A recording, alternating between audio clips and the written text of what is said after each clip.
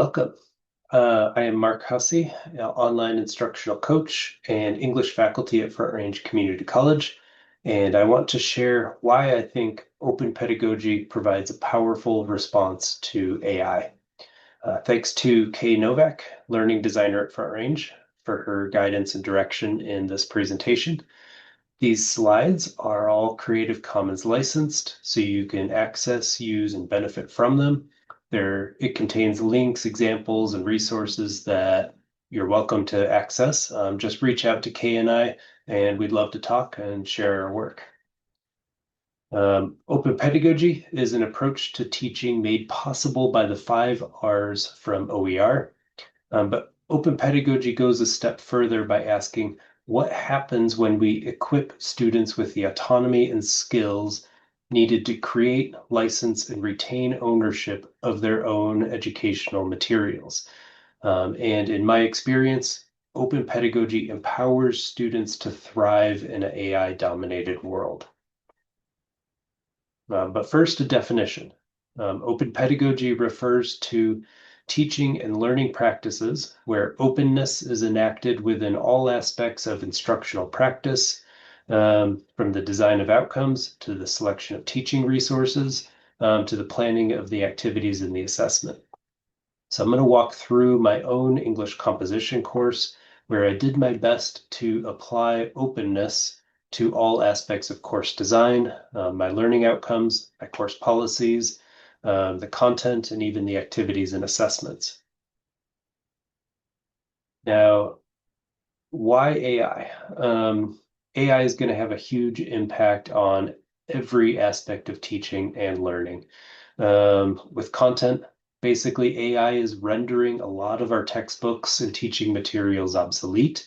I am not entirely sure what it means to be a writing teacher in light of AI.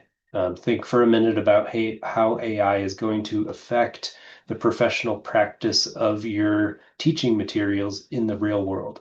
I think what students are going to need to know or be able to do to be prepared for the future is changing rapidly.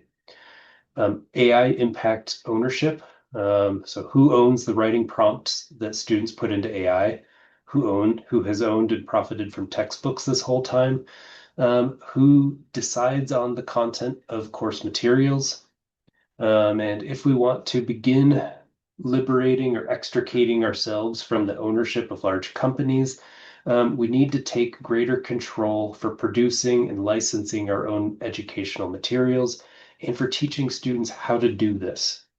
And ideally, sharing those openly created materials for free. And if we do this, open pedagogy is really quite radical from the lens of who owns educational materials. Motivation with AI, students have no reason to do work that is just busy work.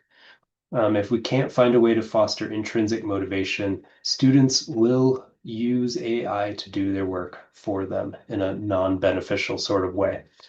Learning, AI knows massive amounts of information. It can do all of the assignments that we have previously created for our students to do. So we really can no longer focus our teaching merely on acquiring information or just doing traditional educational tasks, because AI can do all that now. So we have to recenter our teaching practice on the process of learning, and kind of move away from traditional products of education like tests, quizzes, and so on. And I'd say authentic assessments is the direction we need to move. But what open pedagogy forces us to ask is, what do humans actually need to learn today? And open pedagogy gives students real voice in deciding what that learning is going to be. Okay, so how does this look in practice? I'm going to take you on a tour of my own open pedagogy class. You'll see here a picture of the book that my students wrote, organized, published, and you can now acquire this book on Amazon. So let me show you a couple of things that are parts of this course. Here's the pseudonym, the book that my students created. It's supposed to be for free, but you can now acquire a book written by a class of real students at Front Range Community College. Um, how did we get to where students were able to create a book in one 15-week semester? And just to reiterate, these are online students too. So this is a very high level of engagement that is enabled by open pedagogy. Starting in week one, I do have students create their author blurb. And just pause for a second and think about what that means. My students are writing something that can go on their resume as soon as they're done with my class. They're now a contributing author on a actual published text. Sure, it's not a bestseller, but they did it. So that's their day one get to know you activity. And that really gives students the framing to say you are going to be creating materials that have real value.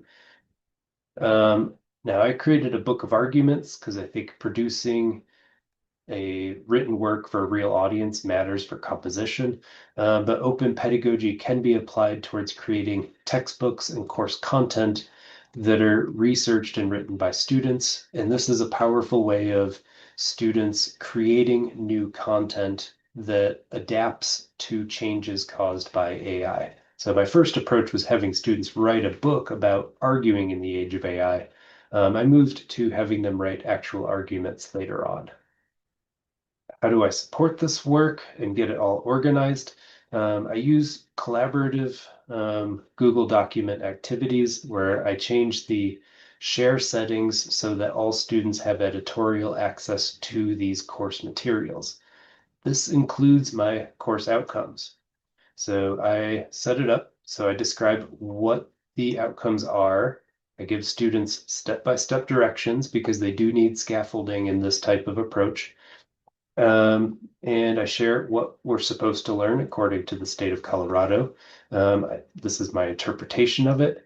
And then I ask my students, what skills do you want to focus on developing this semester? And I think that's the heart of open pedagogy is giving students control to answer this question and to actually base the learning experience in your course on their responses. So they wrote what they wanted to learn, and I used an AI platform to synthesize and analyze everything they wrote here, create a summary, and then the actual learning outcomes of the course were condensed from what students gave input into on the course. I have students pick their readings they want to engage with, as well as the topics that they want to write about. I have students contribute to the class guidelines. So I treat my grading practice, I treat the rules for the course as proposals that students have a voice in saying, I agree with this, I disagree with this, or I want to propose something different. And later on, as we go through the semester, students work on setting up the collaborative project. Right now, they're working on, well, this is a old link. Oops. Oh yeah, this is an example that links out to the new one. But right now, my students are working on a book that they're tentatively thinking of titling Decide or not agree to disagree, but disagree to agree. So my students are thinking about clever titles right now and we about midway through the semester. And they've been drafting their essays this whole way through. Okay, so that's a little bit of what it looks like. Again, I encourage you to reach out if you have more questions or want more in-depth. But I'd say open pedagogy is rooted in self-determination theory and learner-centered teaching. And it helps us adapt to AI because it flips the conversation around cheating. And I'd say, in a nutshell, you don't cheat in a game you want to get good at playing. Open pedagogy gives students the ability to take the reins on the educational game that they're creating and then engaging in. Okay, I'll let you read through these bullet points, and I have a quote from a student along with the contact information. So please reach out if you would like more information.